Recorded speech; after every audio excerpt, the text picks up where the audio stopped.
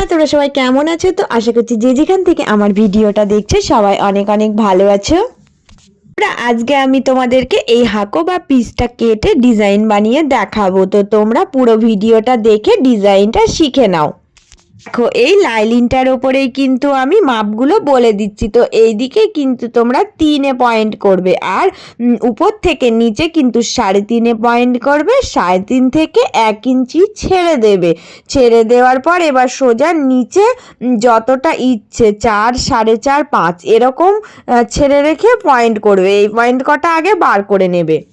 এবার দেখো, এই মিডিলে কিন্তু একটা পয়েন্ট বার করবে। এইবার কিন্তু এই ফিতে দিয়ে মাপ করে দেখবে দুই দিকেই যেন সমান থাকে। তো এই দিক থেকেও দেখো 5 ইঞ্চি হচ্ছে, আর এই দিক থেকেও 5। তো এইভাবে করে মিডিল পয়েন্টটা বার করে নেবে।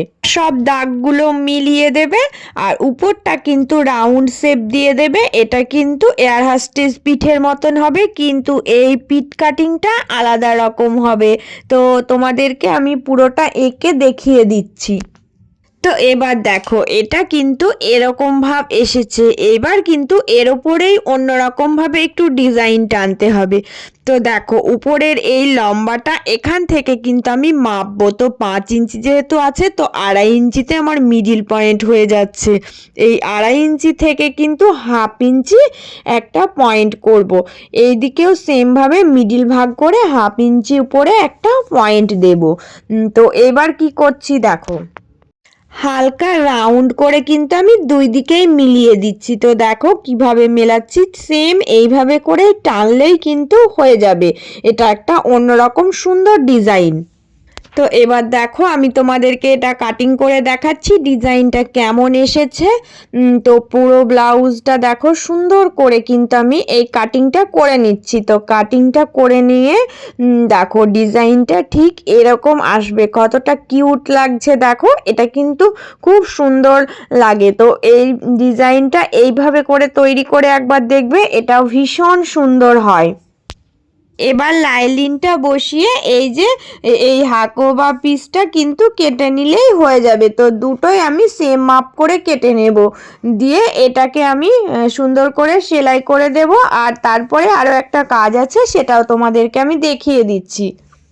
সামনের কাটিংটাও একটু দেখিয়ে দিই। তো এই ব্লাউজটা কিন্তু পিছনে হুক দেওয়া হবে। তো সামনে একদম দেখো নর্মাল গলা হবে। তো এইদিকে 2.5 রাখবো, আর নিচের দিকে আমি 6-এর মধ্যে রাখবো। তো হালকা রাউন্ডভাবে মেলাবো। আগে দেখো কিভাবে করতে হয়, সেম ওইভাবেই কিন্তু আমি টেনে মিলিয়ে দেব। তো এইভাবে দিয়ে রাউন্ড শেপ এঁকে নেব। নর্মালের ওপরেই কিন্তু রাউন্ড গলা হয়ে গেল। তো এইভাবে সুন্দর করে এঁকে কেটে দিলাম।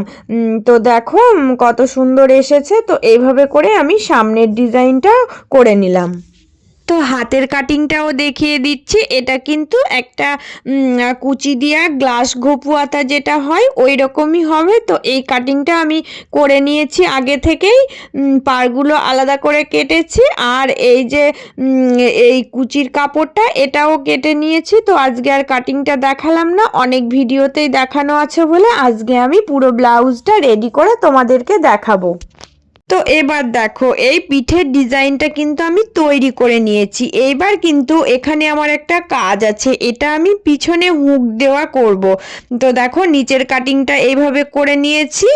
এবার উপরেও কিন্তু কাটিং যাবে। তো উপরে কিন্তু এইভাবে সুন্দর করে কেটে নেব।